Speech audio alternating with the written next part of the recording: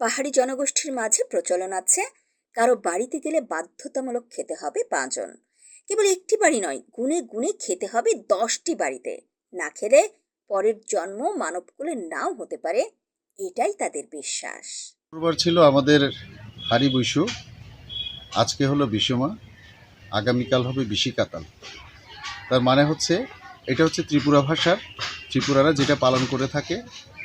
হারি বৈশু হচ্ছে আমাদের ওই দিন, তার আগের দিন রাতে আমরা ফুল তুলি, ফুল তুলে পরের দিন আমরা হারি বৈশুতে আমরা ফুল সাজাই, ঘর দৌড় সাজাই এবং ফুল নিয়ে আমরা আমাদের দেবী গঙ্গামাকে আমরা ফুল নিবেদন করি এবং সবাই মিলে আমরা ওখানে প্রার্থনা করি। পাহাড়িরা বিশ্বাস করে বাড়ি বাড়ি ঘুরে পাঁজন খেলে শারীরিকভাবে সুস্থ ও রোগ ব্যাধি মুক্ত হয়, তাই এটি পাহাড়িদের কাছে বেশ জনপ্রিয়।